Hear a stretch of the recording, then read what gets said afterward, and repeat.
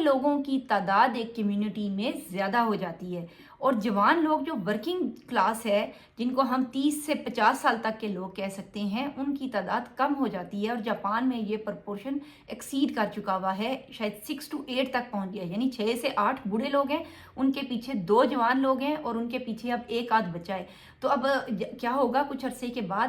بوڑھے لوگوں کی تعداد ہماری دنیا کے اندر بہت بڑھ جائے گی۔ وہ لوگ جو 1950s اور 60s میں پیدا ہوئے تھے، اور وہ اب آ کر اپنی ایک بڑھاپے کی طرف جائیں گے، تو وہ جو شارپ انکریز تھا آبادی کا اور اس کے بعد ڈکلائن ہوئے، تو وہ جو ڈفرینس ہے، یعنی سنبھالنے والے جو کما کر دینے والے ہیں ان کی تعداد کم ہے، اور وہ لوگ جو بوڑھے لوگ ہیں اور بالکل بچے ہیں ان کی تعداد کم ہے، اور پیچھے جو بیک اپ ہے وہ اس سے بھی کم آ رہا ہے۔ جیسا کہ جو سینٹرل ایشین سٹیٹس ہیں، یوکرائن وغیرہ، اور اس کے ساتھ ہے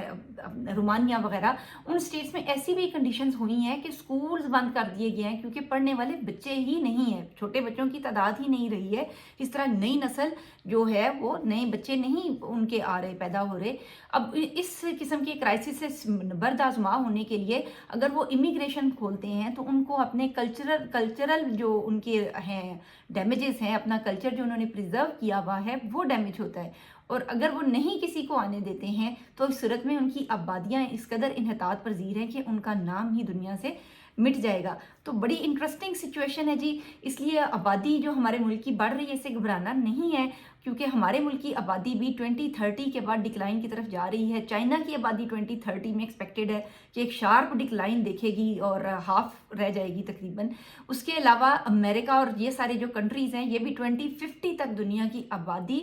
ایک کم ترین شرح پر آ جائے گی۔ اس طرح یہ آبادی میں جو اضافہ ہے یہ بتدریج قائم نہیں رہے گا، اور ہم دیکھ رہے ہیں کہ اس کے اندر کمی آ رہی ہے، یہاں تک کہ بہت سے ملک اس کا بارے میں کچھ نئے میئرز لینے پر، ان کو سوچنے پر مجبور ہو چکے ہیں۔